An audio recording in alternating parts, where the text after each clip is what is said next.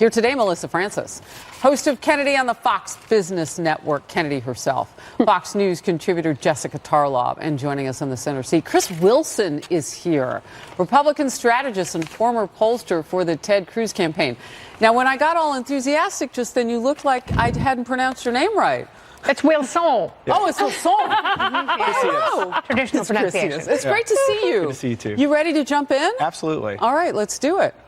Well, this morning, during a gathering of the nation's governors at the White House, the president sounded optimistic that the North Korean regime is willing to give up its nuclear weapons. Watch. We talk about something that, frankly, he never spoke to anybody about, but we're speaking aloud, and I think we can have a very good summit. I think we'll have a very tremendous summit. We want denuclearization, and I think he'll have a country that will set a lot of records for speed in terms of an economy. Yesterday, Secretary of State Mike Pompeo insisted President Trump will not repeat mistakes of the past, and drawing a sharp contrast with the policy of the Obama administration. Test, pray, and cower has been upended by President Trump. We've put real economic pressure on the North Koreans. We've built out a global coalition. One of the critiques is that we go it alone. We've built out the world's coalition to communicate to Chairman Kim that now is the time, now is the moment, and I hope we'll make real progress on that this week. But Democratic Senator Ed Markey says there is a risk Kim Jong-un will seek to extract concessions from the president without giving anything up himself. Watch it. Kim wants to have a personal meeting with Trump with hopes that he can, in fact, elicit concessions from President Trump that otherwise might not be possible if it was just our diplomats talking one-on-one. I think that he has to be very careful going in.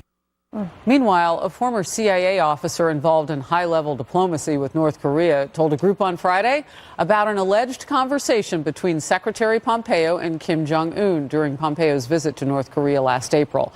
That former CIA officer is claiming Kim Jong-un privately told Pompeo that he did not want his children to live with the burden of nuclear weapons.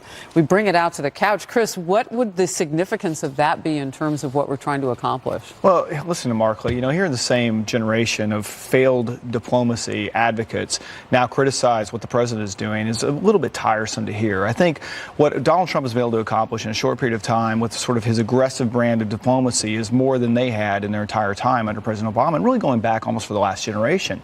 Now, whether he's able to actually ever achieve anything or complete denuclearization remains to be seen. And frankly, it would be remarkable if he were, because the Kims don't care about anything other than enslaving their people and holding on power. But if they are able to take us a step further toward true denuclearization, and what they've already accomplished, I think, is significant in that category.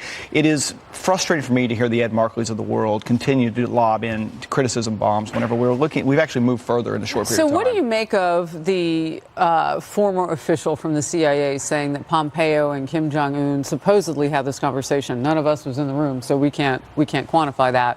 But that leader of North Korea didn't want to see his kids grow up in a world where nukes are. Well, I would say it's encouraging if you do have North Korean leaders recognizing that that the way in which their country has been developing, the fact that they were continuing to test nuclear weapons, probably doesn't bode well for the future of their children's future and growing up in a world that is nuclear free. That is positive, because it means there is at least the opportunity for us to be successful in achieving a denuclearized Korean peninsula. So I thought it was interesting that it was put this way: test, pray, and cower was how we've always sort of seen the other side deal with this, Kennedy. And I think that was a progression throughout various administrations, really starting with Bill Clinton, who set just a horrible tone for our diplomacy with North Korea. President Obama said when he left office that was the gravest threat posed to the United States and to the world, was a nuclearized North Korea. And I think the fact that this administration has taken a completely different tack is better for the United States, and it certainly is better for peace. Now, Kim Jong-un talking about how he doesn't want his kids entrapped further in a world where they're held hostage by the necessity for nuclear weapons. I think the harder task Denuclearization is one thing. Yes, that's difficult. It takes a great deal of diplomacy, and it's very complex. What's harder is freeing those people, perhaps millions of people enslaved in labor camps in North Korea, and really allowing a level of freedom for him because he's got hardliners within his own country. And that's really what could cause the country to fall apart and cause a revolution from within if people finally get a taste of freedom. We're not just talking about people who are experiencing economic immobility, but people who are truly being held against their will in some of the most dire circumstances on earth. Yeah, and when you pick places like Singapore and Hanoi to let some of the leadership taste even for them. I mean, they're coming to it in trains with no windows, so they too don't have any freedom, really, technically, but not like what you're talking about with those people. So the president tweeted this today. So funny to watch people who have failed for years. They got nothing telling me how to negotiate with North Korea, but thanks anyway. A lot of Democrats, Jessica, are critical of where the president is in going forward with this. And a lot of Republicans are as well. John Bolton is probably the most cautious of anyone, certainly. Well, cautious and criticism are two different things. Well, there's been implicit criticism. If you even look at Mike Pompeo also sat down with Jake Tapper over the weekend and got into kind of an embarrassing exchange where he said, we want denuclearization. And Jake Tapper said the president said that they aren't a nuclear threat. He said, no, that's not true. And Jake Tapper said that's a direct quote.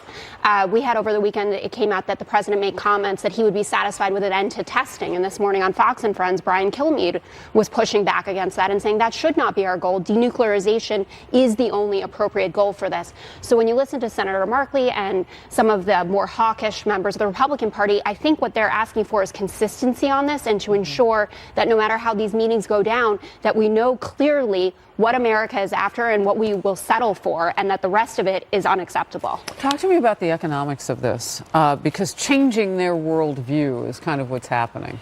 So that's interesting because when you look at other regimes and despotic regimes around the world, you can see that they're motivated by one of two things. You either have the ones that are motivated by wanting to hold on to power and have money, and then there are others that, believe they've been destined by God to obliterate everybody else who doesn't agree with them. Obviously, that's a harder group of people to deal with.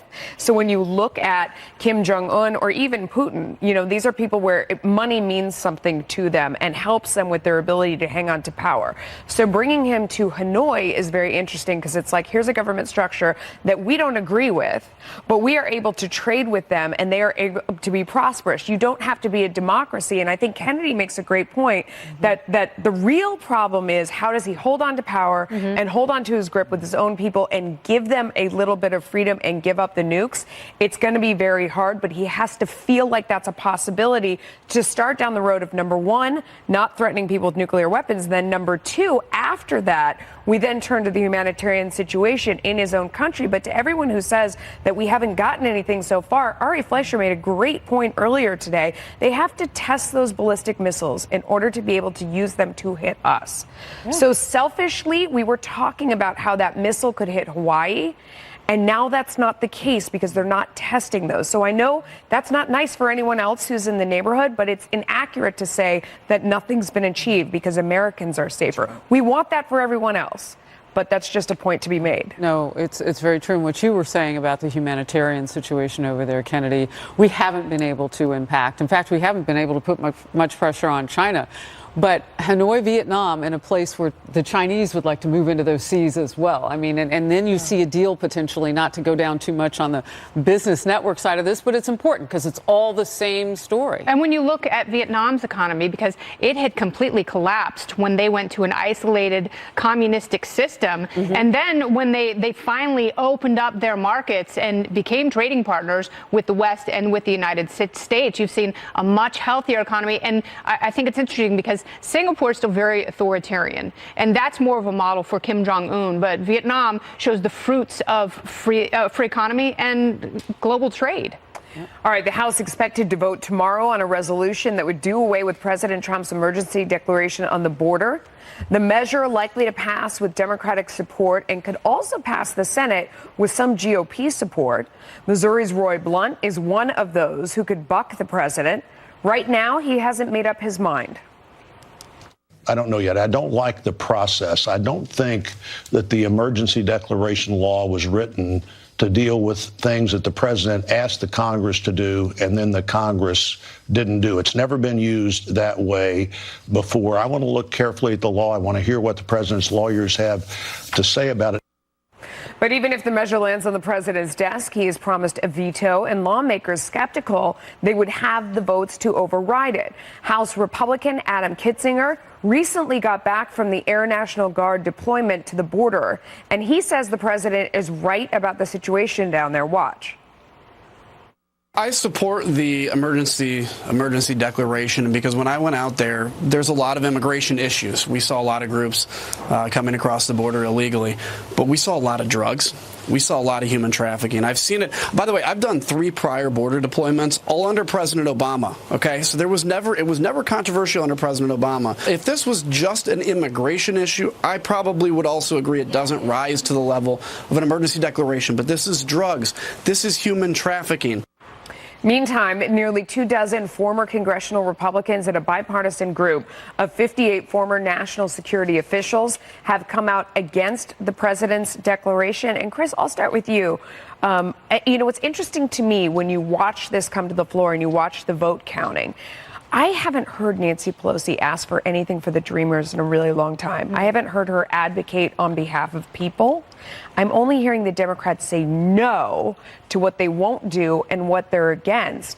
It feels like people have gotten forgotten in this, especially the Dreamers. Well, it is, and this is nothing more than a stunt. And in the grand tradition of legislative stunt votes, it's not going to mean anything at the end of the day because, as you mentioned, even if it goes to the president, which is unlikely, he's going to veto it.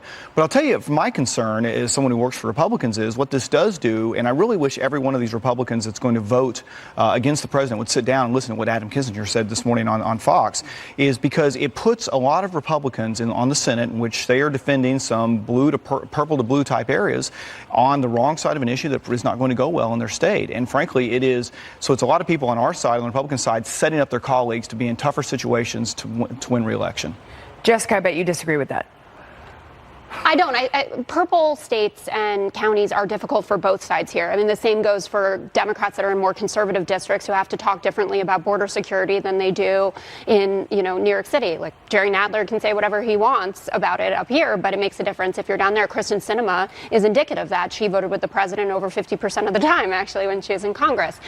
So it is difficult. But then there are Republicans like Will Hurd, whose constituency has a huge chunk of the border that we're talking about right here. And he says we don't need a wall.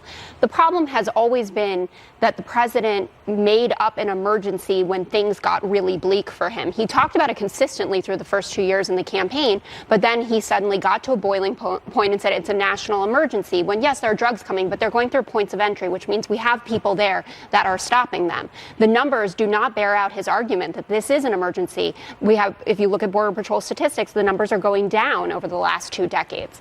So when he gets up in the Rose Garden and he says, I didn't need to do this, but people are going to be skeptical and they don't want to set a bad precedent. Don't we only know that they're going through the ports of entry because they're able to stop them there and we have people right, but there, the but the ones that are going in everywhere else, but we don't have know that. About we don't have, Sarah Sanders with Chris Wallace got schooled on that. Well, about the president today, though, had a different take on that. He was saying that there are areas that are outside. The president and I always have a different take. Well, you can have a different take with the president, but we've also seen recently members of Congress down there eyeing it for themselves as well. Kinzinger is the only one that I know of who's deployed recently, but we've had congressional delegates go down there as well. So the point that I would make is it good enough just to protect those areas where we say ports of entry where we can keep up with it? I think the difference is ports of entry versus national emergency. You can have a conversation about border security, but we're talking about declaring a national emergency, and that is the issue. But if you listen to what Kinzinger described, what part of that do you not believe is an emergency? Kennedy, go ahead, Kennedy. Yeah, I could do it, but I want to make sure Kennedy gets in.